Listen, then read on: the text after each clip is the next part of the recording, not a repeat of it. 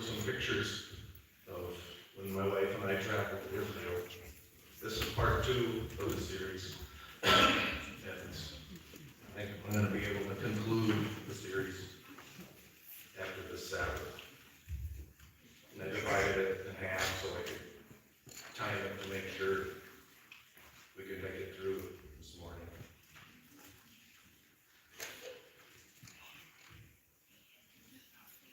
Before we get started, I think we can have a word of prayer, please. Heavenly Father, I thank you for giving us the liberty to be here and worship freely. I thank you for bringing your people here.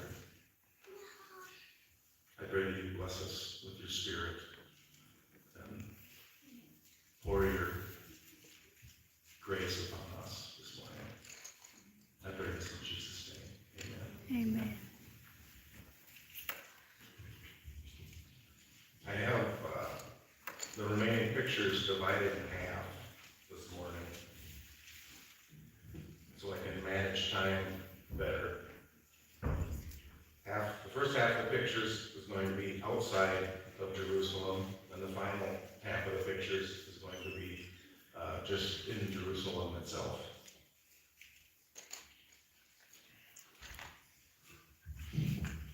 This picture here is a picture of, I think, a cattle farm, and I farm, so that's interesting to me. And it's kind of all on open air there. It looks like there's some pastures around it. And this was just visible by the road.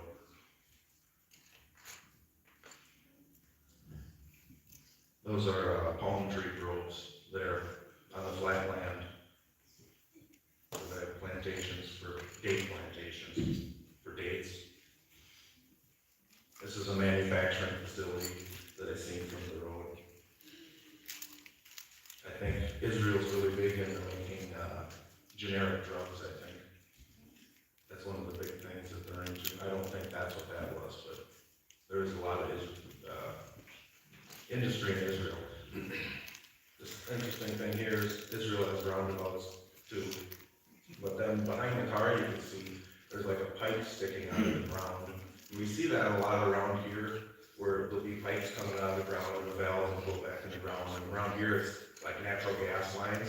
But those pipes are part of Israel's water system where they irrigate their country, because Israel is a very dry and arid place, and water is gold in that part of the world. And they have a very advanced water system and irrigation system in Israel.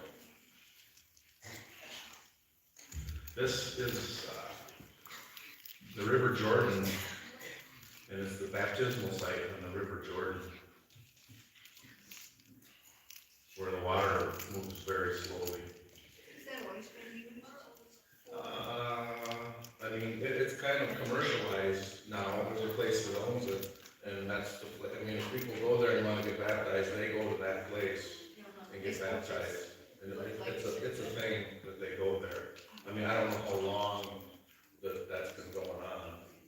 You know, it's probably been since the 1800s, or, you know, not ancient, I don't think, but it's kind of been commercialized like that.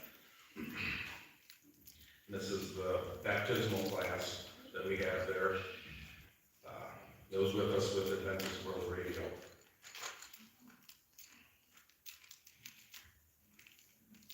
This, well, the baptisms are taking place. And it's, the place is called the Yardians, and they have like a gift shop and stuff, and then they have it all set up so they can baptize people in a safe manner. That's just a photo of the lay of the land. That's one of the farm sites in one of the farms, I think. More date palm trees. This is, it's a place on the Sea of Galilee that is, there's actually, this is a church, and they think that Jesus preached. It's like a hexagon or octagon church, which really, I don't know. In Israel, every time they think they found a place that Jesus did this or Jesus did that, then they'll build a church over it, and then pilgrims will come and they'll do all this stuff. And I think it kind of started around when Constantine the Great was emperor of Rome, and he decided to make Christianity the Roman religion, the official state religion. And then Constantine's mom was like a Roman Catholic Christian. So Constantine's mom went around Holy Land with a bunch of bishops, and then they kind of discerned and figured out what was where. This side did this side Jesus did that, and then they built churches or shrines there. And it may or may not have been that way, but that's how a lot of these churches actually came to be in the places where they are. And this is kind of the way, looking down from that church to the Sea of Galilee, and I think Jesus preached, maybe it's the Beatitudes or something from here, is what the theory was. And then, because the place is kind of slopes down to the sea, and it's a natural amphitheater, and they figure that Jesus probably preached to the people from the seashore there. The interesting thing about that church is Benito Mussolini sanctioned the building of that church. And on a funny note, our guide would always go there, and there's a plaque on the floor that, oh, Benito Mussolini sanctioned the building of this church, and the nuns told him to stop doing that. And he wouldn't stop doing it. Well, then the nuns went and put carpet over the plaque that Mussolini built that church. Well, then Malcolm would come and lift up the carpet and show that Mussolini built that church, and then the nuns got so mad that they jackhammered the plaque out. Now there is no plaque anymore that Mussolini built that church. Here's another church and a holy site, and I think this is right on the Sea of Galilee also, and they think that Peter did something with fishes there or something like that. And Roman Catholics come there, and they'll have masses. They'll pay to have masses performed and stuff. There's kind of a view on the shore there. That's actually kind of the nicest shoreline I've seen on the Sea of Galilee, is like at that site there. This is Capernaum. The excavations of the ancient city of Capernaum, I thought this was an interesting thing, because they found the house of Peter that I think is probably legitimately the house of Peter. And it kind of progressed in 3 different stages. It was Peter's house, and then with time, a couple hundred years went by, and then they started using it as like kind of a church after Peter was gone, and then they came in and rebuilt it and made it into a real church several hundred years later, all over the period of a few hundred years after the death of Jesus. And then they've kind of excavated this around, like this is kind of the excavations of the town. And in the background there, the marble, that's actually a synagogue that was built 300 or 400 AD, I think, after the time of Christ, that the Jewish townspeople worshiped him. And this is part of the excavations near where Peter's house were, and above there they built a church that's like on stilts above this place at Peter's house. I didn't actually go into the church because there's really nothing in there that I needed. And this center part is the part where that's actually Peter's house. And I mean, I thought that St. Peter was this poor dude that was walking the streets, that Jesus said, "Come and follow me." And Peter was like, "No, I don't got much to lose." And he went and followed Jesus. But what actually appears with like the ruins on the sides of Peter's house, Peter had some money, and Peter had to leave that money and that wealth aside to follow Jesus. It was a bigger deal for Peter to make that decision than what I actually thought that Peter would have had to make. I mean, there had to have been a clash there. That's just the other side of Peter's house. This is a picture of the church or observation center that's built above that to kind of protect it. This is a picture of that synagogue that was in the background, and you can see that on the far end, them are original stones, and then on the near end, that's where it's been overlaid with new stones because it's been falling apart. And this is an excavation in the synagogue where you can see the layers, and then, it goes back in time as you dig down further to the original Capernaum. And this is a better view of the synagogue, where the steps that I showed you, there were 2 levels of seats where people could sit around, and I think the men sat on the first floor, and then there was pillars and everything, and then there was a second story, and I think the women sat in the second story of the synagogue. This is just another picture of the synagogue from a different angle. And that's the door of it. And this is kind of a picture of all the rubble and ruins in Capernaum. I mean, the scope of it, of the town, I mean, it's just stuff everywhere there. So there's some millstones. There's some artwork that they put in the pillars, and they have it lined up what different things mean. There's some different artwork. There's Star of David in there. It's talking about the Star of David. That's a whole lineup of pillars and decorations. That's all I think that's marble.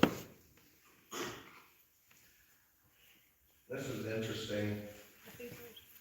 That like that there is a millstone, and Jesus said that it's better to have a millstone tied around your neck and thrown in the sea than to harm a little child. And that's just to put in perspective what a millstone is and how heavy a millstone is. And if a millstone's around your neck, you're going down, and you're not coming back. You're not coming back up. And this is an interesting thing that they found in Capernaum. There's this little cart on the marble, and they're not 100% sure what that is. And they have 2 options. That is either a cart for the Ark of the Covenant, which King David wheeled around on a cart, and bad things happened. In the Bible, you can read about it. And then there's another option where they transported the scrolls around the Torah, the scrolls for the Torah, from place to place. And I think they have like a cart that they transported, the special cart that they transport the scrolls around. And they're kind of divided on what that inscription actually is, which one it is.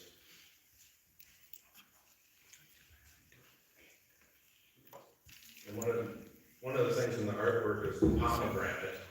And our guide said that there's 613 laws in the law of God for total laws. And he said there's a seed for every law in the Old Testament in the pomegranate. There should be 613 seeds. When I got back, we took one apart, and I counted the seeds in the pomegranate, and I got to about like 596 or something like that. So he was really close on how many seeds were in the pomegranate, but I didn't exactly get 613.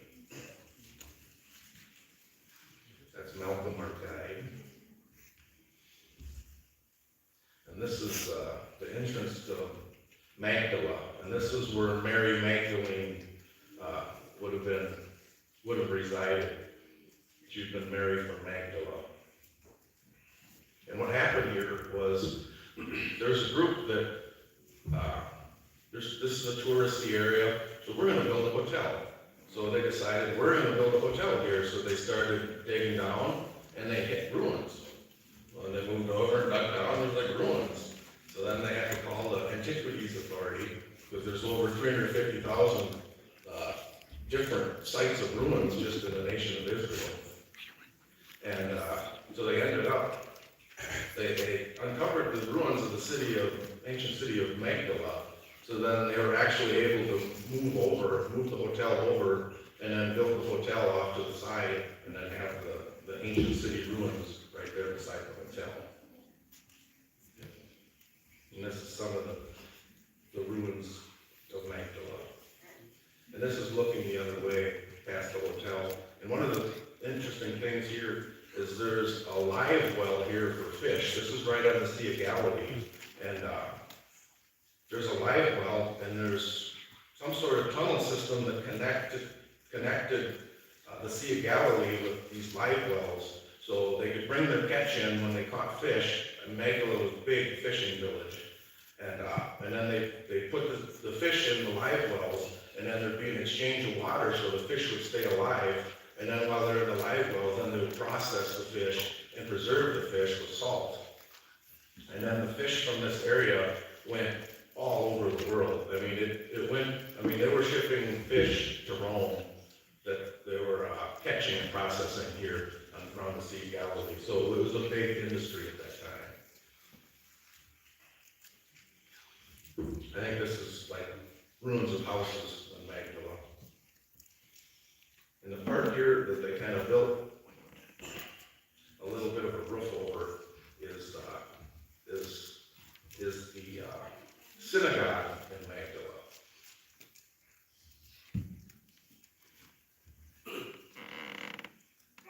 That's just a picture of them when they're unearthing what they found there in the synagogue.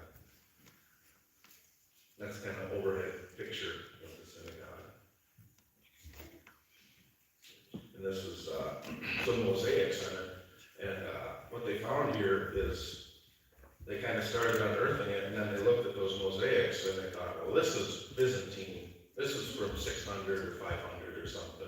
This is way after the time of Christ. And then they were digging around and they found coins that were from the 1st century. And they ultimately determined that this is actually a 1st century synagogue here at Magdala. So it was much older than they originally thought. That's the Pope blessing that area, the picture of it. But this is kind of how it's found. And that altar there is the altar where they set the scrolls in the synagogue. And an interesting thing with the synagogue is, if you don't know anything about synagogues, it's this building, and then there's doors on the end of the building, and those doors always would point towards Jerusalem. Wherever they were in Israel, those doors would be lined up and they would point towards Jerusalem. But this 1st century synagogue, the doors point a different direction. So they're actually very surprised about that, and they're wondering if these people were followers of Christ, if these people that built this synagogue were like Messianic Jews.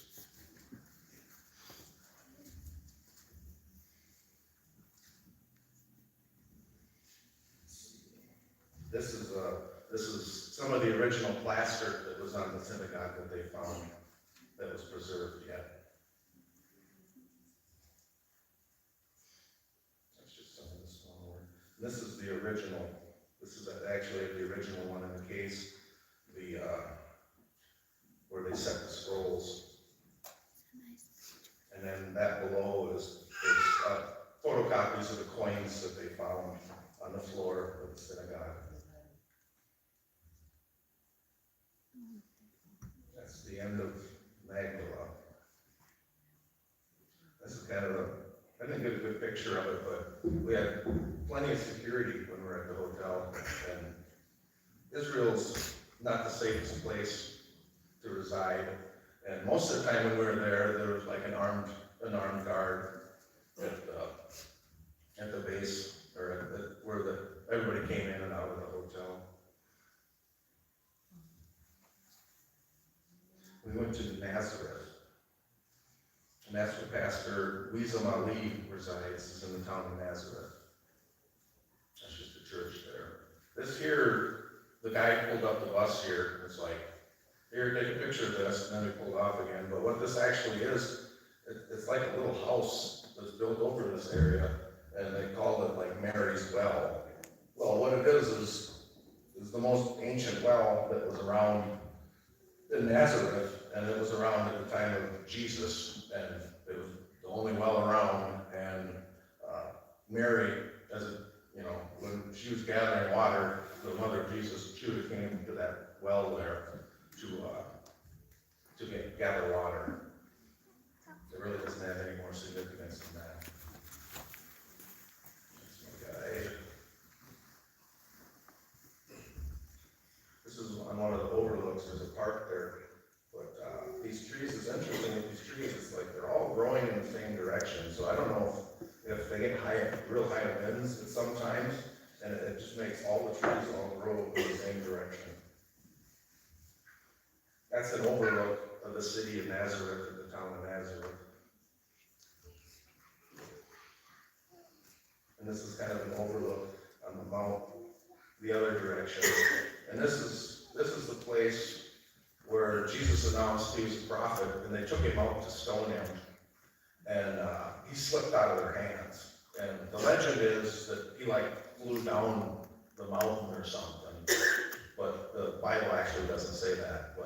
But this is the area where that actually happened, where they drag him out and take care of him, finish him off, and he got away from them.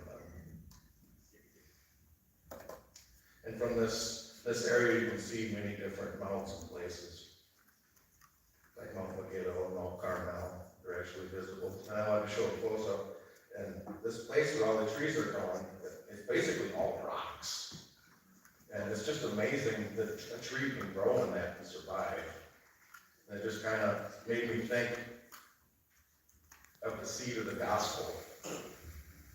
And sometimes, even on very rocky ground, that you can get fruit from seed, from the gospel fruit, with the gospel seeds.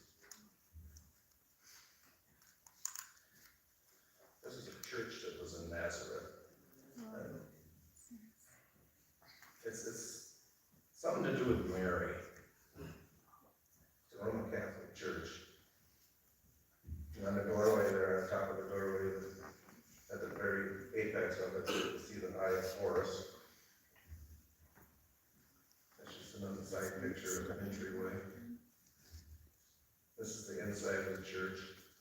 And this is a church that's built on an older church, like a Crusader church or something like that. Because when the Crusaders were there, they built a bunch of churches and stuff and rebuilt stuff, because things would get smashed in war and things just fall down or fall apart. And they have some shrine there. That's just a picture of you know, they had steps and they basically wore the stone steps out and then they had to put new steps in. That's how much use and how old this stuff is. And this is kind of an old probably part of the Crusader church that they kind of built around it to build the new modern church. There's, on the back of the church, there's the Eye of Horus there, Egyptian Eye of Horus. And this church is kind of dedicated to Mary, so it's like most of the countries of the world did some sort of artwork of Mary, and then they would submit it to this church, and they hang it in this church. So you go around, there's all these depictions of Mary. And this picture here is the United States depiction of Mary, and it's actually kind of scary looking. And this is the one that's beside it, and I can't remember what country gave this depiction of Mary, because I mean most of them weren't weird like this. You know, like this is the from Japan. That's the Japanese depiction of Mary. I mean, it's like a mom and a kid. I mean, it's not that bizarre. But a couple of them were just really weird. That's kind of the church altar in the back there. And then under this church, it's built on stilts, and then there's an old church and old ruins and excavations underneath the church. And like this is like the Ukrainian depiction of Mary. I mean, it looks more like a normal human. And we were in Nazareth because we wanted to meet with Pastor Wisam Ali. He's got a center of influence in Nazareth, and he's the only Arabic-speaking Seventh-day Adventist pastor in Israel, I believe, at this time. And Nazareth is a majority Arab Muslim city. And Pastor Wiesem, he's from the largest clan in Israel. And his mother is actually right now the head of their family or clan. And they are actually in Israel proper, and they have like a country that makes defense. They make actually jeeps for the Israeli military. I mean, we think the country of Israel, we think Jews, but the country of Israel has representative government, and there's Arabs that elect people to go to the Israeli parliament and represent Arabs, and there's Jews that go to represent Jews. And like with the unrest you're seeing now, I mean, there's on the side of radical Mohammedans that they want Islamic theocracy there.